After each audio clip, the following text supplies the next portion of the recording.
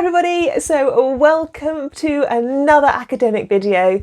This week I'm going to try to cover the structure that you might encounter if you join a UK university.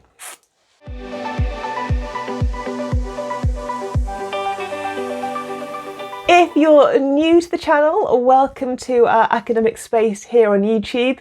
If you're a returning subscriber or somebody who's left me a comment, it's lovely to have you back. I am Caroline, I am a lecturer in physics and I'm based here in the UK. And I think sometimes, when you're looking to join a university, it's useful to know a little bit about actually how that university is structured. It will vary depending on location and depending on individual university setups. But today I thought we could tackle some common terms that you might see. So we're going to look at the faculty, schools, departments and groups.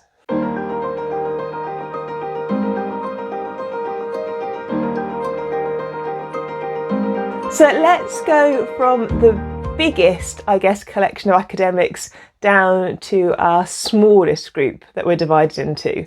So quite often universities will be divided into faculties, and we've touched on this before on the channel. So at my university there are three main faculties and I am in the Faculty of Physical Engineering and Sciences. Hope I've said that right. And that's because I'm a physicist and I sit within the physics department. So depending on your subject and depending on which area you study and you research, you will join the relevant faculty. And each faculty is headed up by a dean. I'm not sure if I've done a video on the role of the dean. I might have done. If I have, I'll include a link below. And if not, that'll be a video coming up shortly. But yeah, each faculty has a dean and they kind of report into the high levels of management at the university. So what does it mean then for me day to day being in a faculty? It means I sometimes get invited to the faculty talks. It means that the other departments within my faculty are sciencey and engineering-y and mathematics based. So there might be shared colloquia of interest to all of us that we might get invited to. We might get invited to shared social events together, end of semester kind of like celebration events, summer events together. And also within the faculty, I am the physics departmental admissions tutor, which means that I work with the admission tutors very closely from the other departments in the faculty. So yeah, we've just had our main kind of exam result release period here in the UK. Students have been deciding which university they want to go to.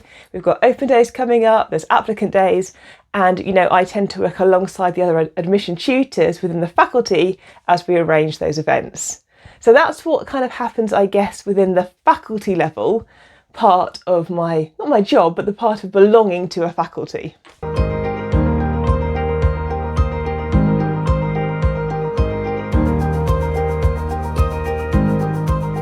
And now this is where it may differ depending on which university you're in.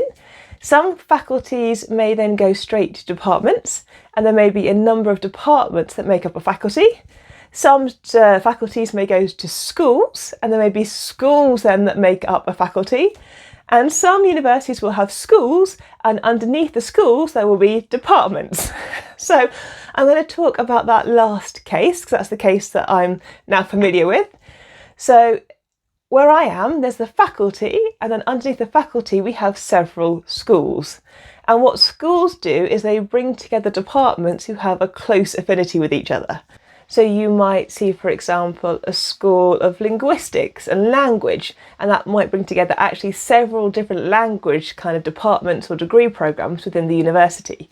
You could see a school of law. As I'm a scientist, I'm more familiar with things like schools of mathematical sciences or mathematics and physics, bringing together those two departmental areas into a single school. It will vary this from university to university, but if you think about it, you've got the big faculties, and universities will typically have somewhere between, say, 3 to 5 faculties. They divide their academics into, so as an academic you'll belong to one of those faculties.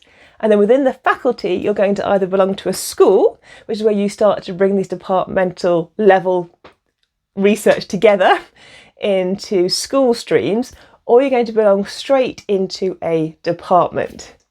Okay? So within the school and the department then, you're going to have, again, a group of like-minded academics who share similar interests. So obviously as academics, we all have our own unique research areas, but there are benefits to being in a department and benefits to being in a school, particularly when it comes to networking and collaboration. And when you're putting in for your research grant applications, when you're trying to secure funding, it can be very convenient and useful to be already closely working or able to network with people who are likely to be in a close enough area or a similar kind of field who are going to want to be a named collaborator with you on a grant application bid. And as I said, I belong to the Department of Physics. So day to day, I see my departmental colleagues and we're all physicists. Now we're all different types of physicists. Some of us are theoretical, some people specialise in experimental physics, some of us work mainly on computational simulations, we have different research areas, but we are all physics trained, and therefore we work as a group of academics to deliver the physics degree programmes for my university. So especially across the summer when we're discussing next year's semester, the modules, what we're going to be teaching, I'm involved at the departmental level as we get together as a group of academics and look at the overall degree programme, see if there's going to be any module changes, look at how we're going to be delivering certain content. Are there going to be academic members of staff switching module courses? Are we changing the way we run certain laboratories? That all happens at a departmental level. But you can go potentially then smaller as an academic than the departmental level. So although I belong to a department, within that department, we have multiple research groups. And so the research groups bring together a small number of academics who have now very closely aligned research interests. So within my department, I think there is 5 research groups. And as an academic, I slot into one of those research groups. Now, it doesn't mean I only have to work with people in that group. I can't possibly work with anybody else in the university. That's not the case at all. It just gives me some immediate colleagues and we kind of work together as we are looking over the kind of the postdoctoral research, researchers in our research group area. We look across the supervision of the PhD students within our research area.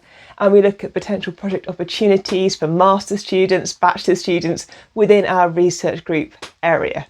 So, day to day, week to week, I have a lot of contact with members of the staff who sit in my research group. So if you look at the frequency with how much I interact with my colleagues and my academics, I interact a lot with people who are in my research group because I see them, often day to day. We're sharing laboratories, we're sharing computational facilities, we're discussing research pathways. So a lot with my research group. I see my departmental colleagues an awful lot. We're in the physics department together. We are sharing teaching, we're sharing facilities and resources.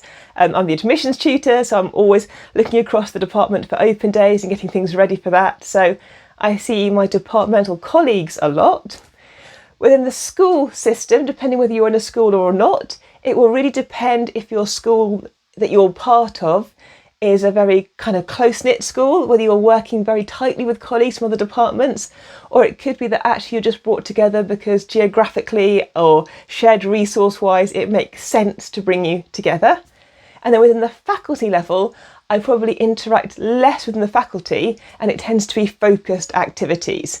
I'll have the focused activities for admissions, that means I operate within the faculty, but then, I'm not really at the faculty level going to faculty meetings all the time or going to meet faculty colleagues from other departments all of the time. So I hope that helps in some ways understand a little bit about the structure of the way they group academics together within the university. I am going to caveat it again. This is, an experience of one university or a few universities in the UK, and different places will do it in different ways.